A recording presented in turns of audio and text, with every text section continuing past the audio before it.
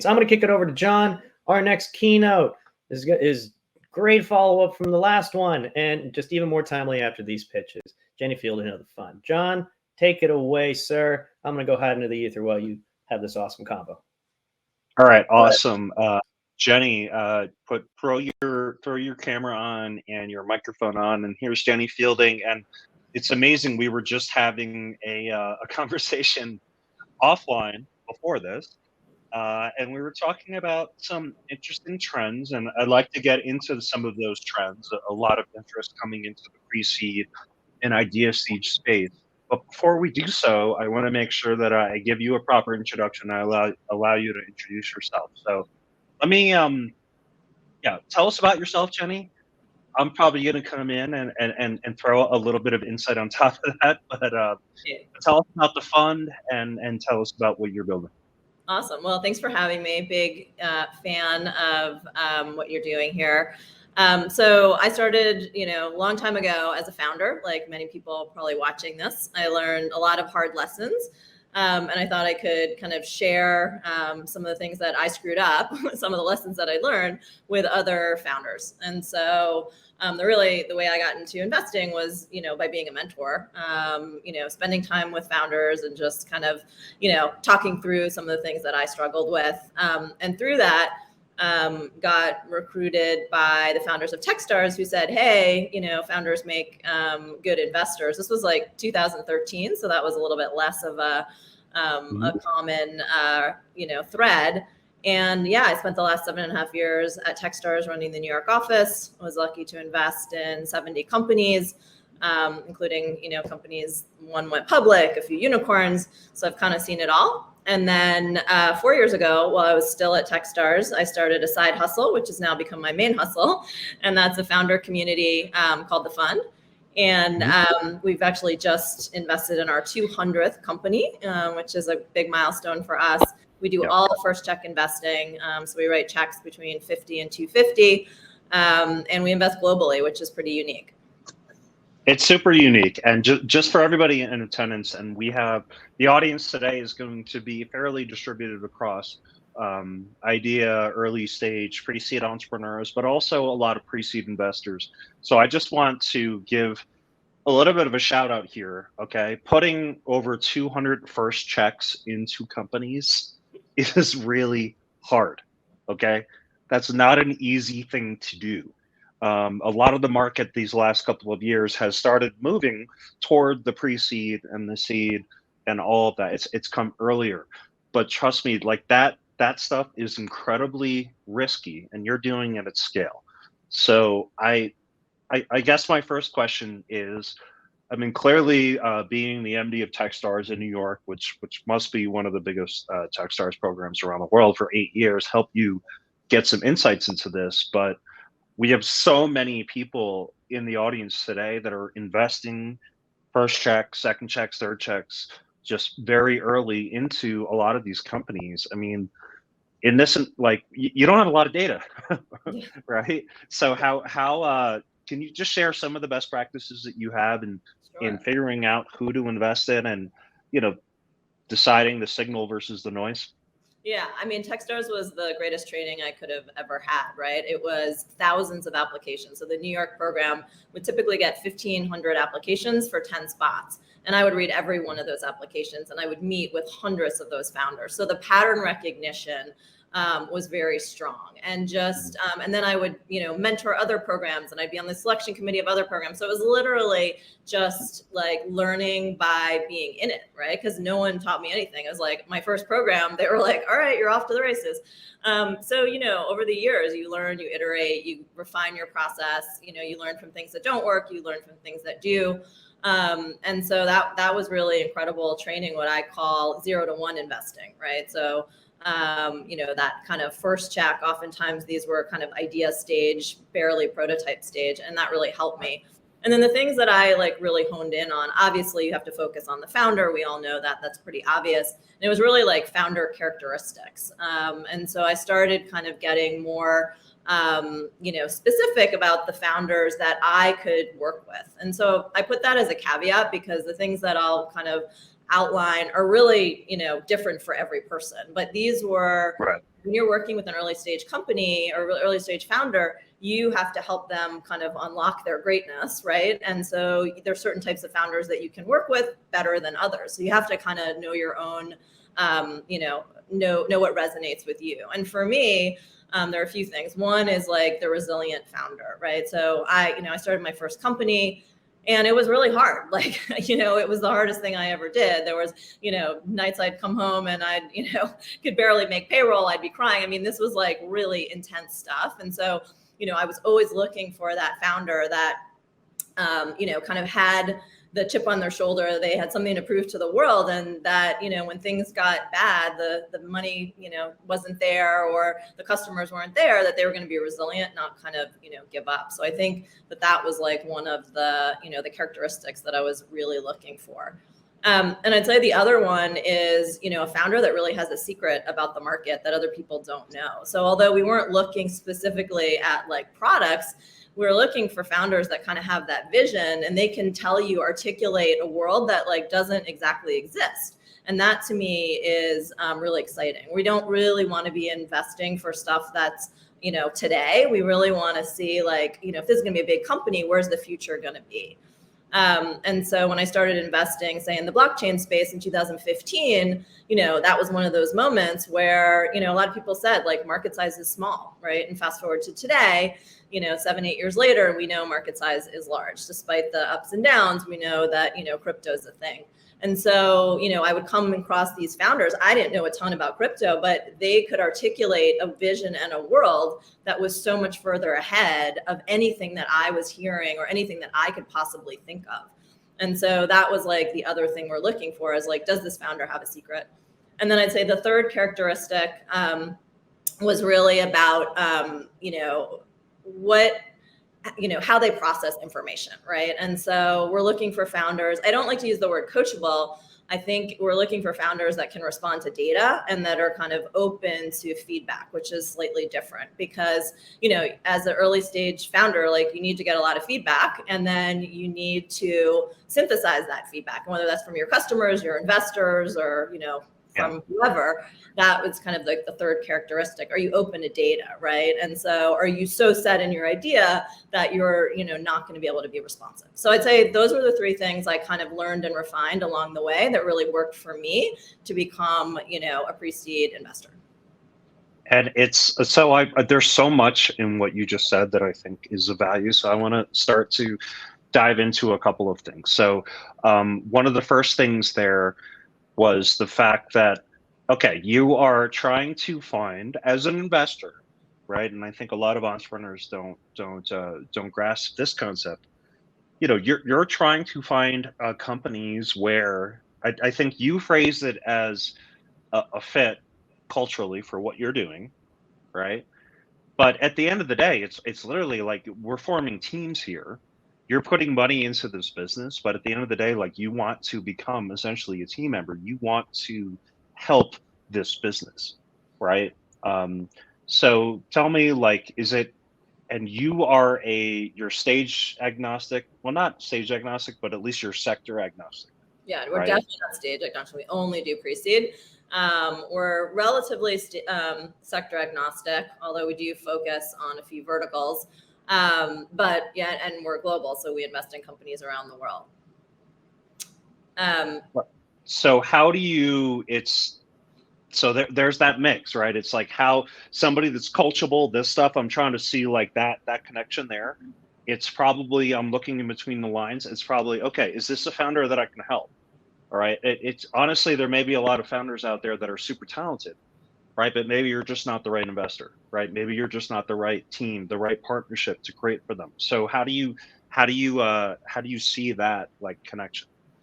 Yeah, I mean, I think we all put on filters. And so for me, having invested in over 200 companies, there are certain archetypes of founders that I just work better with. I actually work really well with technical founders, right? And so I can often, be a nice synthesis for them because, they're technical and I can see things on the commercial side that potentially they don't see.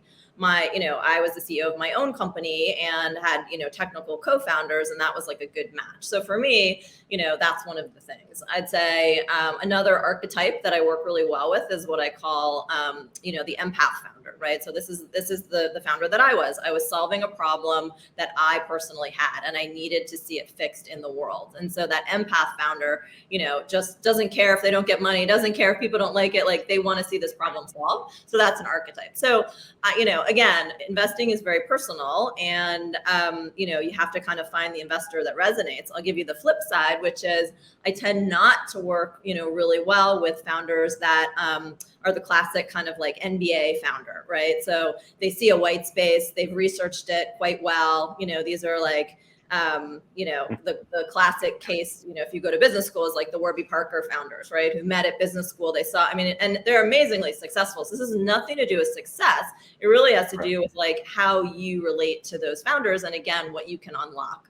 So I don't think in investing, especially at the early stage, there's any rules to live by. It's really, the chemistry that you have with your community, right? And those are your co-founders, those are your employees, and those are your investors and your customers. I couldn't agree more. And I bring this stuff up because literally as when I open this talk, it's the early stage, the idea stage space is something nobody wanted to touch this space for so long. It became very sexy over these last couple of years. And the reason why I was so excited to have Jenny join us today is because the fund, there are a lot of people trying to attack this space. The fund has already written 200 first checks. So I just want to bring that to mind. Okay, so I also want to point out, you were talking about before, right? We're in a space where you're trying to invest in founders and there's not a lot of information. And there's a quote that I found that you have said a couple of times, which is that as a CEO, your job is to inspire, not to educate. Okay. And I think it's a brilliant quote, but I want to ask you to elaborate on that. Yeah. So, when you meet an investor, you probably have, so it's a 30-minute call. After like chit chat and like bad IT, it's a 20-minute call. And so, often. Oh, that's great. Yeah. Honestly, yeah, you should probably assume right. 1/3 of it. 20-minute call. And so, I assume that I am the dumbest person on the call, right? Or in the room. And so for you to explain the minutia of your business in 20 minutes to make the dumbest person in the room smart is just not going to work, right? And so on those first meetings, at some point you will have to, go deeper with an investor. But in that first meeting, you just want a hook, right? And the hook is like to get me excited. I just want to lean into the Zoom because I don't want to be like on my email or looking at my phone or doing all these other things. And when founders get super in the weeds, because, it's not coming from a bad place. They're super excited. But all of a sudden, I can't follow. Again, I'm the dumbest person on the call. And it's like, then I start thinking about other things and what am I going to have for lunch and like, what am I going to do? And so, what you need to do to the investor is hook them in. And so, I just went through this to all the founders out there. I just raised my third fund and it was the same thing. Like, I got really excited about our model and I would like get into how the sausage is made. And it's like, it's not necessary, right? The investor or the LP in our case, like they can only remember two things from the call. What do you want them to remember? And then just say that thing over and over and over during the meeting, right? And so get me excited about a hook. Emphasize it, say it again, but don't try to educate me on all the stuff that you're doing. I'm sure it's great, but I cannot process that. That's like not how the human brain usually works. So, Right. and listen, like I give this advice all the time. And then I went out to pitch like a new type of LP and like I fell into the same thing. It's so hard, right? Because we work on this shit every day. Everything. And we have this person, that person. And I literally had an LP like after one of my early pitches call me and say, that pitch was like actually kind of confusing. Can you like tell me about, this aspect? And I just thought, oh my God, I did the exact same thing I coach hundreds of founders on. And so, the best thing you can do is just, practice and get people that will tell you the truth, right? So I think programs like this, Founders Institute and the like, are just, brilliant, because you're getting feedback and you just have to take that feedback and then really action it. And let me tell you, that investor that gave me that feedback, I repitched him and he ended up investing, and I totally changed my pitch for the rest of my fundraise based on that really hard feedback that trust me, when he told it to me, I had a moment of like, oh, I did not want to hear that, right? I'd practiced and all these things, but I sat with it and he was totally right. So that's what I mean. I can't agree more. There must be, if there are any psychologists in the chat here, maybe raise your hand, because this goes far beyond like entrepreneurship, venture capital, whatever, right? It's like we get so far into our heads that when we start talking about this thing that we have, and the people that we're talking about it to have no idea what the hell we're talking about, and we're already like on like points 9 and 10 and 11 and 12, right? You know what I mean? It's such a trap, no matter what you're building. Startup, fund, whatever, right? It is, yeah. And to this day, like I still, like, somebody will call me tomorrow, tell me about Founder Institute. I'm probably going to talk to them about stuff that they have no idea what I'm talking about. I should focus about points 1 and 2, right?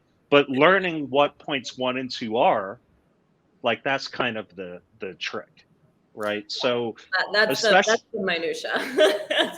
And especially, so we brought this up here with you, raising funding for the fund, but it also, like, it's doubly important because these are the companies that you're working with. They're at a point right now where they are, I'm sure a lot of them have products, some have customers, right? But at that pre-seed and idea stage, being able to get that message down is 10 times more important, right? So we talked about it here. It's incredibly hard. I don't think anybody has the answer. If they did, they'll be a trillionaire. What's some of the advice that you give to a lot of the founders that you guys are investing? Again, I just want to point this out, guys. 200 first checks into entrepreneurs. All right. I feel like a lot of entrepreneurs don't appreciate the investor side of it. As Jenny said, she's out there, she's selling, she's it's not her money that she's investing largely. Like, she's going out and selling other people on the thesis that she has. So, like, how are you communicating that to the founders that you're seeing?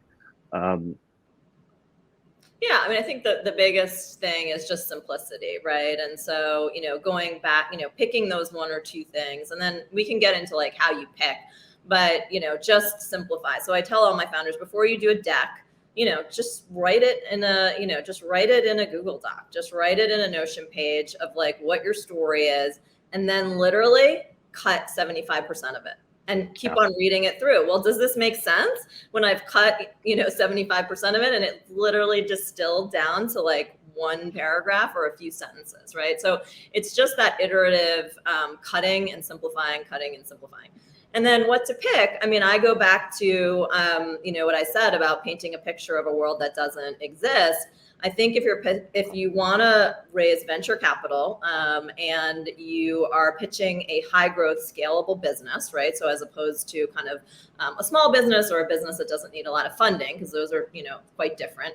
But if you think this is a business that's going to be fueled on other people's capital, VC money, then you have to pitch a massive idea, right? A big vision. And, that can be really tricky, right? Because you oftentimes don't have, the metrics to back it up, or some people will say, well, this sounds really unfocused. So the art is, how do you pitch something big and sound focused, right? And that's kind of the balance. And again, we went through this with our fundraise. We're literally 2 general partners, and we're telling people that we are investing across the world.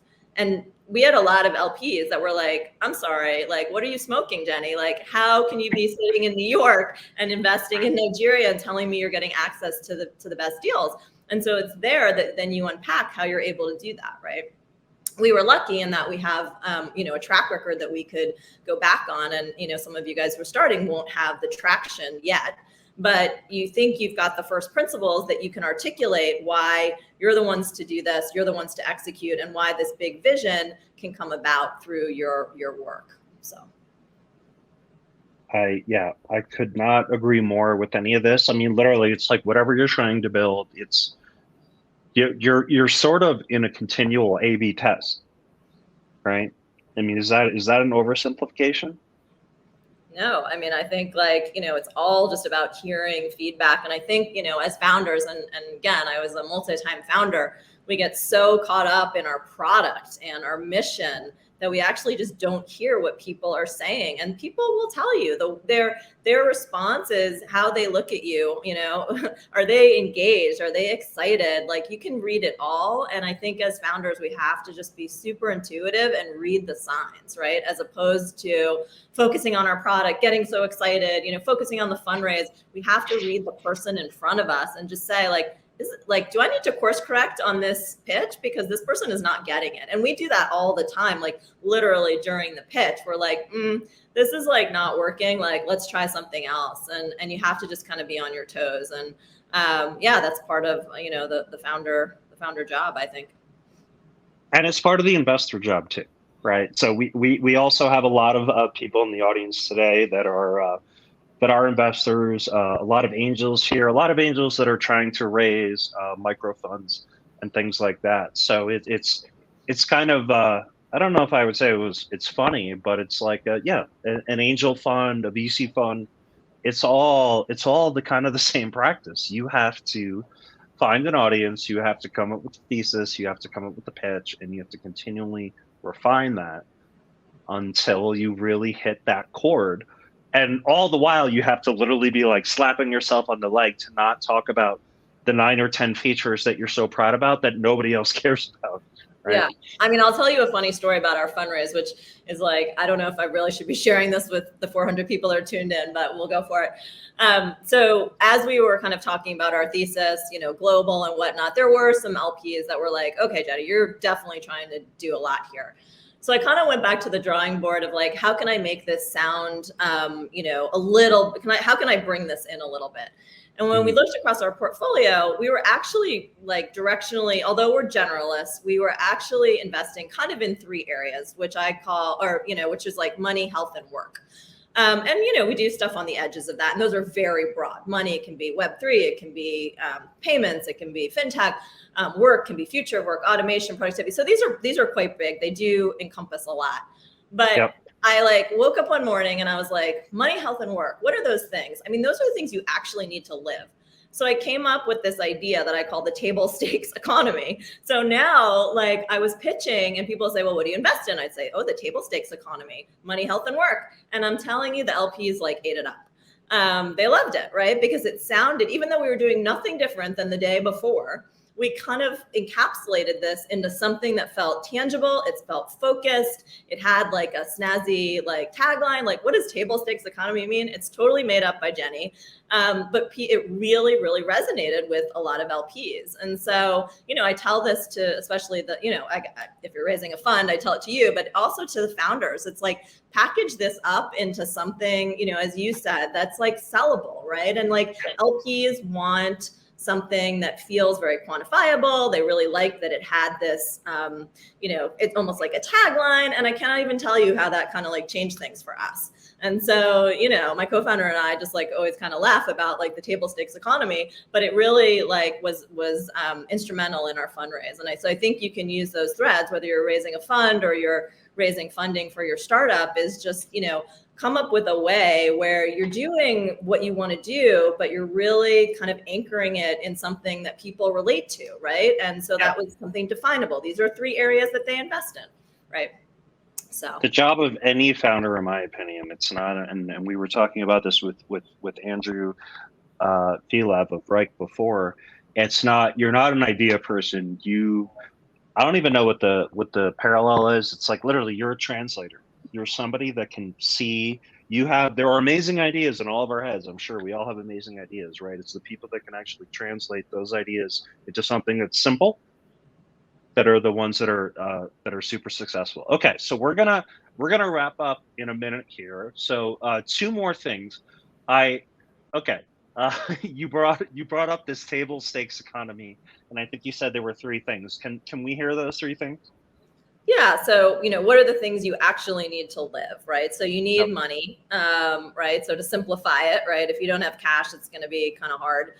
You need your health. So that's the other area that we focus on. And then work. Most of us, have to work. And so and there's so many things that can be derived from that. But, at the end of the day, these are like basic human needs. And so we thought, a lot of the other stuff is just a little external. It doesn't mean, they're not important, but that we're going to focus on, these kind of core areas. And we didn't pull those out of the air. Again, we looked at our portfolio. We've been running the fund now for 4 years. We looked at our portfolio and we're like, where are the outliers coming from? And they fell into these buckets, right? Our top performers were kind of directionally in these areas. And so we were like, okay, well, we should double down on those, but we didn't have a name for it. So we just called ourselves generalists because we were opportunistic. But once we kind of, couched it in this framework, it really kind of catalyzed for us and for our story. Yeah, that's amazing. And the last thing I just want people to know, tell us about the fund. Okay. And just this is the first time Jenny and I have never met. I sent her an email. She responded to me. Thank you. And now we are on this live chat. You can send cold emails. Jonathan wrote a very thoughtful email, and I was like, yeah, of course I'll come help. So yeah, that's send a good cold email. But I honestly I also, like, the reason why I reached out is because literally you are probably maybe not even probably, but I mean the amount of venture capital that has gone into the whole venture capital space for the last couple of years. All right. That's invited, pension funds, a lot of tourist investors, so to speak. At the end of the day, this pre-seed, this idea stage, which a lot of people that don't know how to do it have been coming into, all right, is very challenging. And the fact that that I've seen, Jenny, I've been watching what the fund has done from afar. I live in Colorado, so I know some of the people that you have in the Colorado network here. You're writing first checks to companies at scale. That is not an easy thing to do. It's not an easy thing to do as an investor. It's not an easy thing to sell to LPs. It's not an easy thing to do in any way, shape, or form. And the fact that you guys are doing this at scale better than anybody that I've seen recently. So I just want to say that's why I reached out. Thank you for answering my email. But I guess, all right, this is a very verbose way of me saying, do you have a final piece of advice for, you're looking at obviously thousands of investments if you put in 200 first checks. So for a founder that doesn't have a lot of data, the definition of traction at their point in the company is so nebulous, right? I'd say that's my question number one to finish. And then my question number two to finish is, an investor at the same time, how can they actually, kind of sort through all of the stuff to make a decision for them that might be a decent financial decision? Yeah.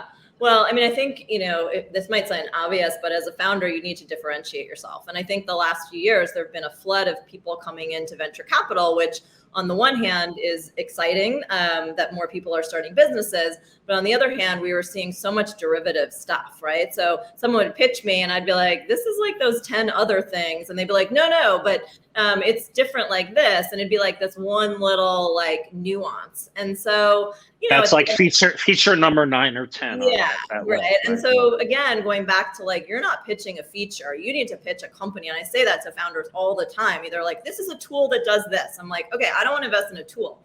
I have to invest in like a groundswell and like, what is this thing that's going to change the world? And so, I think that is, the biggest thing is figure out how to differentiate yourself, your product, your vision, your team, all those things. And I think that will grab the attention of the investor. And then on the investor side, doing pre-seed at scale is quite hard. I was lucky to spend 7.5 years at Techstars, kind of learning and also seeing what I thought worked and didn't work. And so what we do is a little bit different. So instead of saying myself and my co-founder, the general partners, will provide value to our portfolio or get all the deal flow or all of this, we've created a community. It's a community of founders and operators. And that community will provide the deal flow, the vetting, the diligence, and help us with our decision making. And then once we invest in the companies, those founders will also help support the companies. So instead of what a typical VC is one-to-many, the general partner helping the portfolio company, we've pioneered something that we call many-to-many, right? So we've got this kind of community of 500 founders and operators, and those people are supporting the fund and supporting the portfolio in a many-to-many model. So it works for us. So if there's other, investors listening and they want to, talk about how you can, use your community to kind of power your venture fund. And if you're a founder listening, again, like if you're going to take money from someone and you want to kind of understand the value, you got to ask, but just understand that if you're a general partner and you have a portfolio of hundreds of companies, it's very hard, to provide value on a one-to-one. And so you kind of have to get creative. So the way that we kind of did it was slightly different. Awesome. Okay. Thank you so much, Jenny, for joining us. Thank you for everybody for the questions in the chat. Jenny, I'm a New York native. Maybe next time I'm there, we'll connect. Sounds great. Good to meet you. Thank you for joining. And everybody, throw any emojis you have, hearts, hands, claps, 100%, whatever else I'm seeing here. Thank you so much, Jenny. Thanks, everyone. Good to see you.